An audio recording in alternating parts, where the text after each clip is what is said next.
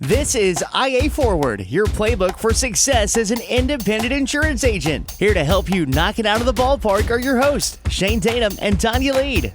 Welcome to IA Forward. Shane, have you seen this day in the life of a Twitter employee video that's kind of making its rounds on social media? Sadly, I did suffer through it. As an Xer that was raised to work hard, I can't get my head around it. I think having the wine on tap for the end of the day relaxation is the part that really got me. That's like a big thing right now. That's just weird. We have an entire restaurant, wine tasting place on our main street. That's their whole thing is wines on tap. I'm not a drinker and that missed me. I don't get it. What happened? Why would you ever put wine on tap? The whole point of the wine is the bottle and the aged and the look and it's aerated perfectly that way. It's the right temperature and all that stuff. That just feels so counterculture to the whole wine industry to me. This episode is not about wine. It is about, does this person making the day in the life of a Twitter employee video, do they actually work? Because what made me really kind of think about this is, as human beings, we tend to overcorrect things when we have something that's out of whack. I think it's safe to say that we went through the industrial age and the excess of the 80s and 90s, even into the 2000s. Maybe some places today still deal with this, of this excess work. And now we have this overcorrection is my fear. We talk a lot about work-life balance. Work-life balance doesn't mean no work. For me, it puts off this sort of thought that from this video is that there's actually no work being done. And it really, really kind of confused me and made me start thinking about, do people understand what work-life balance actually means? So needless to say, we're not going to get wine on tap, and we're probably not going to get matcha smoothies first thing in the morning in Huntington, Texas. I don't think it's happening. I'm just going to go ahead and put it out there. It's not on our planning radar. I've worked for an organization or two, actually, that had the idea of the pod rooms, or you had the meeting rooms that have the beanbag chairs, which at the time I thought were really cool. Now that I'm of a certain age, the idea of having to get up out of that beanbag chair sounds painful and uncomfortable. But I've worked within the creative industry. Sometimes you put people in places that have creative thought. There are things in that video that definitely don't make sense for us within the independent channel. But that said, I think you're right. The focus of work-life balance has gotten out of balance. It's definitely buzz phrase. We've heard it a lot. We've talked about it a lot. And what struck me here the most was that what we tend to do as human beings is we tend to overcorrect. And if we were at a work-life balance of, say, 0 on a scale of 0 to 10, and we were at a 0 20, 30 years ago. Well, now we went to an 11. And I think it's somewhere in the middle. That's the whole point of the term that has the word balance in it, is that we don't want to swing one of those sides too far. It's really important that when we talk about building an independent agency, and we talk about work-life balance, and then we see these videos of the day in the life of a Twitter employee, that we're talking about this lifestyle or work-life balance that still includes some hard work. I mean, that's just truth. There is some work that has to happen. Even as your agency hits a more mature life stage, there's going to be work. Work is healthy. Work is good. I am really concerned about this overcorrection, that the balance isn't actually a balance at all. It's an imbalance, the opposite direction of where we came from. That's not going to be a healthy place for society or for our businesses at all, for our staff, and certainly for agency owners. It's not going to be a healthy place. My definition of work-life balance is kind of that you work hard so you can play hard. You work when you're at work. You make things happen, and you create your life so that you have space to make time for your family and make space for the time to do the things that you love to do. But it takes the work to make that happen. I agree with that. As different generations age, we hit different points of thought. And I have a different perspective today than I did 10 or 15 years ago. I'll go on record of just knowing that and saying that before I say this statement. As you age, as things get older, as your business hits a different life cycle, you tend to have perspective that is different than you used to have. 20 years ago, my perspective was just, I was a grinder, really too many hours. I was on the wrong side of this balancing act. I was not as balanced as I needed to be. And I was encouraged to move that line as my kids hit certain activity ages, and I did better there. And now I realize that that went so fast that I even questioned, did I pay enough attention? Because now you have a different perspective on the empty nest side of things. You have a different perspective when you have a leadership team, when you have really high quality employees that are taking care of their business, and you don't have this putting fires out, so to speak, every single day. That doesn't mean fires don't happen. Things go wrong, even in mature businesses, and you have to respond to those things. But it is different in the sense that it's still work. There is still a lot of work going on, but it is a little more focused, to your point, in that when I'm working, I am working. And granted, we've had this conversation before. Even when I'm not working, I still kind of am working because my thinking never really shuts off. But I was just out of town for a few days and I was able to shut off that thinking for a couple of days, which was really nice. So it does happen. When we combine this world of non-work and work into this idea that that equals balance, that this day in the life thing, and look, tech companies have been made fun of for several years for their ping pong tables and their bean bags and all those things.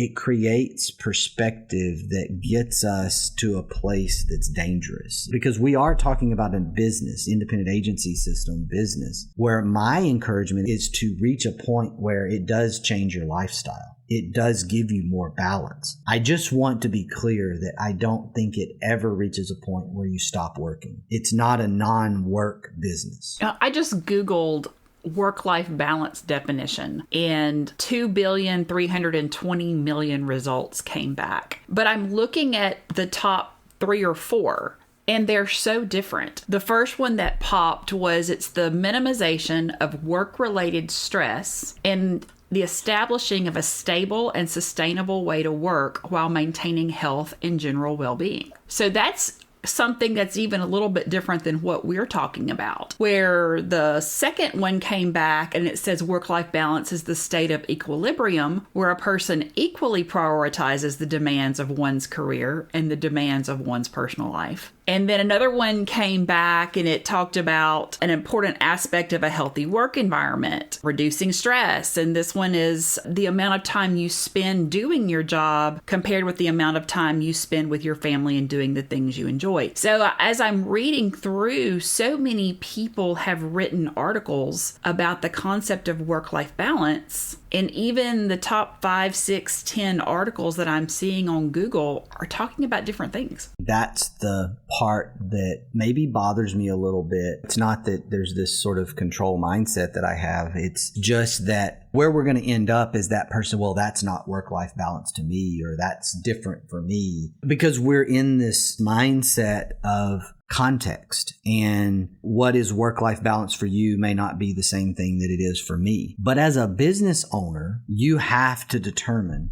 to some degree what that work-life balance environment does look like. As an agency owner, you have to determine that. It can't be work-life balance means 10 different things to these 10 different employees. That gets into this pleasing everyone. You're never going to please every single one. Now we're going to circle back to what's your culture. Does your environment create this environment that follows exactly what you're trying to do as a business? Because my deal is that an employee of an independent agency sees this video and goes, oh, wow, that's awesome. I want to have the day in the life of a Twitter employee at the day in the life of my agency. And that's the environment that I think will give me work-life balance, but it's nowhere near the business owner's mindset. It's nowhere near the reality of being an account manager and being a sales producer and all of those things that come with that. But it puts this perspective in this Gen Z millennial, and they see this person over here doing this and they're doing this other career and they're going, I think I want that. And my statement is,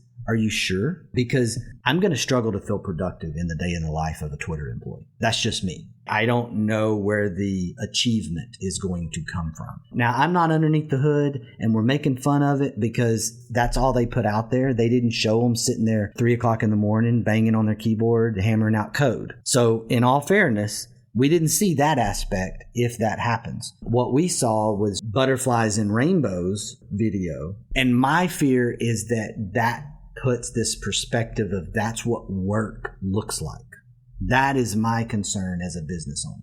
So I want to go back to something you just said that's very interesting. I think for some people, maybe achievement is not important. This is my question to you, is that achievement was stressed to our generation. And maybe that achievement lifestyle isn't necessarily top of mind for our next generations of employees. I get that, but maybe this idea that compensation doesn't have anything to do with achievement, that's going to be our friction point. I want the compensation, but I don't care about achievement. Okay, well, what are you doing for the organization to generate the revenue, to generate the return on the compensation that you are being provided? And that would be my answer to help me understand this generational divide question then. If achievement's not important to you, what is important to you? Because what I see or hear from a lot of agents, from a lot of people is, I can't find anyone to work, or the compensation is X and I can't afford that, or the employee side would be, I want to make more money, I want to make more money. Okay, are you doing something to generate enough income or generate revenue? Because you can't really have your cake and eat it too here in my brain, and I could be proven wrong here, but I haven't been able to connect the dots yet between not having achievement but wanting the compensation, because that was always easy for me. If we were raised more in an achievement type culture, it was very simple to apply the compensation and achievement to connect those dots. So if achievement's not going to be important, how are we going to apply the compensation picture to that?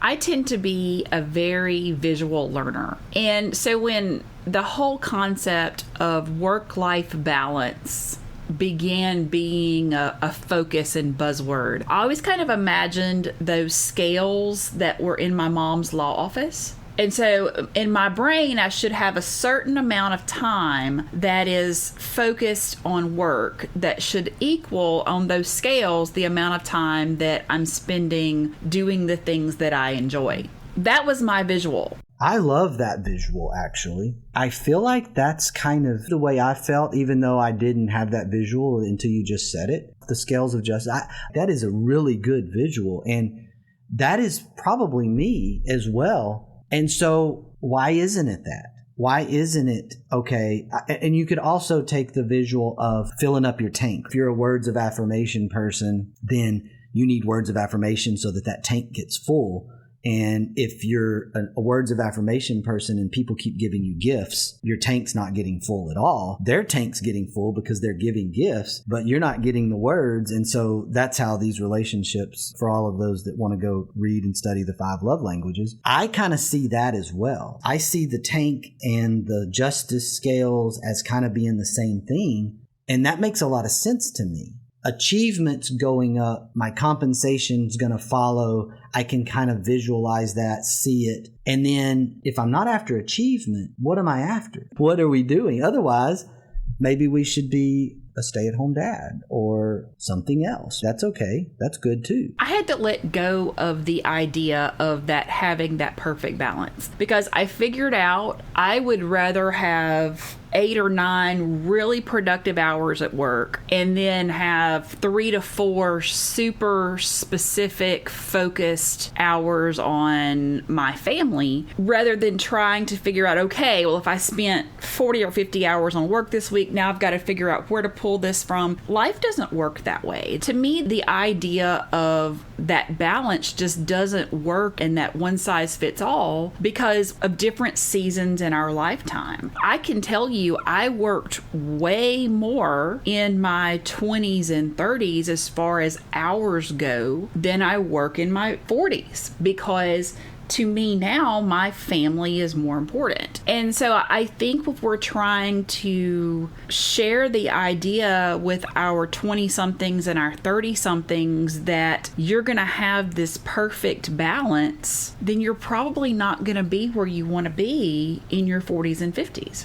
The point about the hours equivalency, whether you intended to make that or not, that's what I kind of got out of that. I don't really see that as necessarily being the 50-50 balance. 9 hours at the office and 3 hours with my family, that doesn't mean that I was out of balance in my mind. And maybe that's where some of the thought process does come in, is I spend all this time working. I want to spend that same amount of time either playing or with my family or whatever. And you got to have sleep in there somewhere. I am a 9 hours a night or I don't function very well. My wife can be a 6 hours a night. I can't. I don't know what it is. I don't know if I'm lazy in some portion of my life. Julie would say my brain is so wired that when it hits a certain point, it just has to stop and then it really has to rest. What I think is really important to your point is that working, like just break it down to a single day, being able to put that time in and do that work and focus on that work that gives you that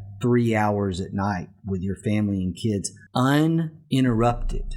This is a key. Being at a point to where you have some level of time. It doesn't matter really what that time is, but some level of time that is somewhat undistracted or uninterrupted. I think that's great balance. Personally, I don't think that you have to have 9 hours of work to equal 9 hours of family or play. Your sleep and rest is in trouble at that point. There are people that do that. It gets them in trouble and they crash at some point. But maybe that's the deal of what work-life balance equals. And unfortunately for some businesses, and you have to watch out for this as agency owners, what happens is if people have that equivalency mindset going on of time, what you're doing is you're paying someone to say work a full-time week and you're getting a part-time effort in terms of time because they say they need the balance. To them means, well, I'm not going to work 40 hours. I'm going to work about 20 to 25 hours and get all my work done because I got to have 20 to 25 hours of playtime. Well, that's not necessarily what we're talking about as business owners. That's not what I think most business owners are going to be saying